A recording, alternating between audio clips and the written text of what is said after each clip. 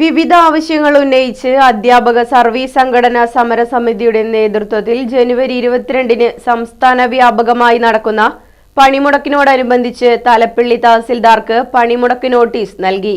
KGOF ജില്ലാ secretary doctor KR Ajay യോഗം ഉദ്ഘാടനം ചെയ്തു.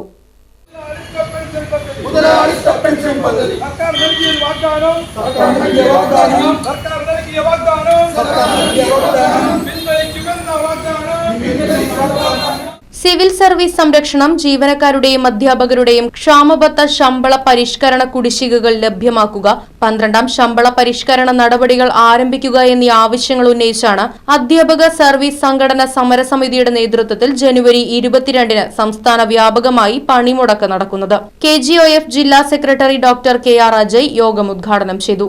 ജോയിന്റ് കൌൺസിൽ ജില്ലാ വൈസ് പ്രസിഡന്റ് TV ഗോപകുമാർ അധ്യക്ഷനായി. KGOF taluk president doctor Aneesh Raj, joint council മേഖലാ president KA Pradeep, taluk president Jayakumar, joint council ജില്ലാ കൌൺസിൽ അംഗങ്ങളായ ജിനേഷ്, സിജി, ജോൺസൺ തുടങ്ങിയവർ സംസാരിച്ചു.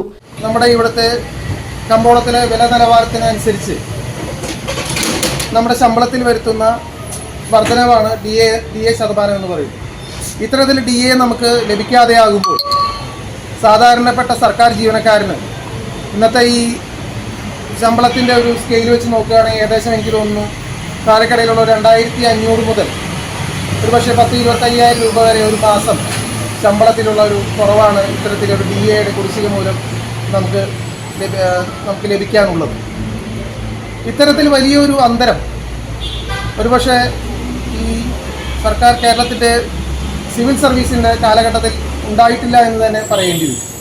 പ്രകടനത്തിന് ജോയിന്റ് കൌൺസിൽ മേഖലാ സെക്രട്ടറി VK ഉമർ ഷെരീഫ്, വനിതാ കമ്മിറ്റി സെക്രട്ടറി S സുമീഷ, വനിതാ committee president Jini Kurian, VJ Sheena, Abhilash, KN Nidhin തുടങ്ങിയവർ നേതൃത്വം നൽകി. Right vision news, Vadakkanchery.